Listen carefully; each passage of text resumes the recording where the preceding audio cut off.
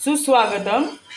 आज शुक्रवार आहे, तर देवीच्या प्रसादासाठी मी अगदी थोडक्या साहित्यात खीर करून दाखवणार आहे। रव्याची साजूक तूप घेतलंय, पण हे बाजारी आहे मात्र।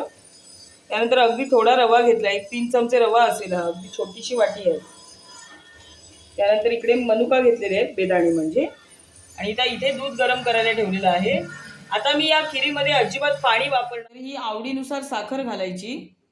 आणि इथे मगाशी सांगितल्याप्रमाणे वेलचीची पावडर मी घेतलेली आहे। सर्वप्रथम इथे मी एक पातेलं घेतलंय, त्याच्यामध्ये तूप टाकून घेते 2 चमचे। तर आता तूप टाकून झालंय। त्यानंतर इथे बघा छोटी वाटी हा रवा आपण इथे भाजून घेऊया चांगला तुपामध्ये मी रवा भाजत आहे। तर आपण शिऱ्याला भाजतो तसा नाही भाजायचा, पण बऱ्यापैकी भाजून घ्यायचा तुपामध्ये। आणि मग या ठिकाणी मी दूध गरम करायला ठेवलंय, ते दूध घालून घेते। आता दुधाची साय पण मी घालणार आहे बघा। जास्त दूध मी या ठिकाणी वापरलेलं आहे। आता या दुधामध्ये आपण आवडीनुसार साखर घालायची।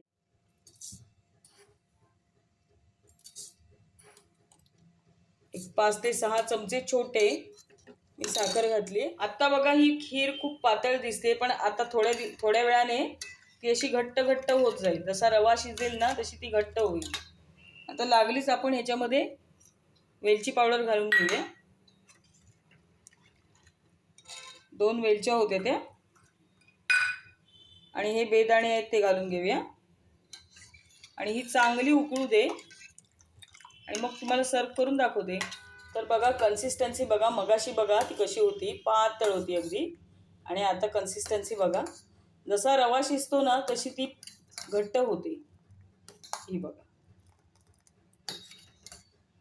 आणि वेलचीचे दाणे बेदाणे दिसत आहेत, चांगली उकळलेली आहे।